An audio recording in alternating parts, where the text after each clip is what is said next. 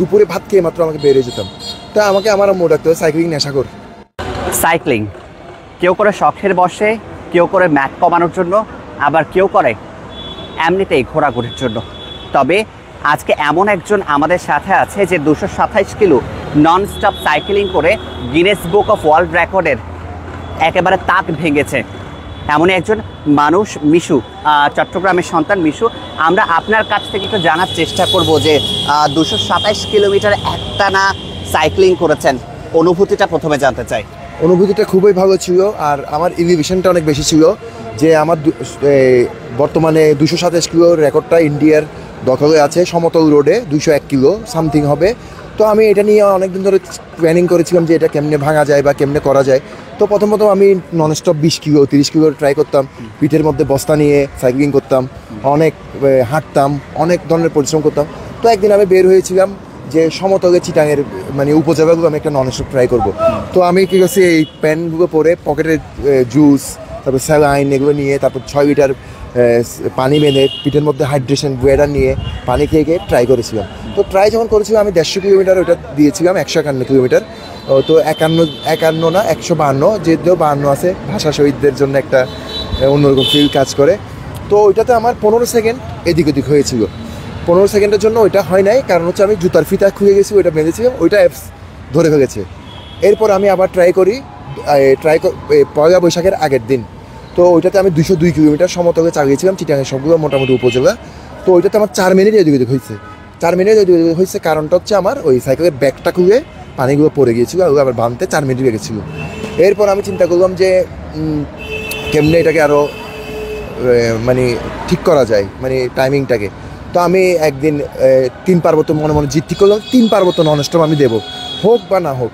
তো আমি আগের থেকে আর্মি ক্যাম্পগুলো অনুমতি নিয়ে আসি। তো এবং মজার বিষয় হচ্ছে আমি আল্লাহর মতো কোনো জ্যাম পাই নাই সেদিন। জ্যাম হবে কিন্তু সাইকেলটাকে একটু নাড়াচাড়া করতে হয়। হ্যাঁ, তো আমি প্রথম বান্দরবান ঢুকি 4:55-তে, প্রথম জায়গা হিসেবে বান্দরবান ঢুকি 4:55-তে, এবং সম্পূর্ণ একা ছিলাম রাত 4:55-তে।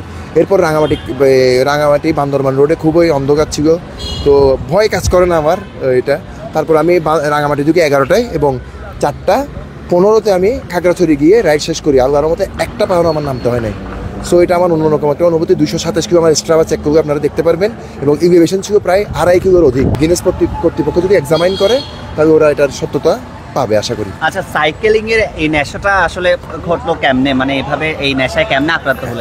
এটা খুবই চমৎকার একটা প্রশ্ন। আমি যখন বিসিএস এ টিকি নাই, বিসিএস এ মানে আমি সবসময় কী হতো, আমি প্রিলিমিনারিতে আসতাম, রিটেন আসতাম না।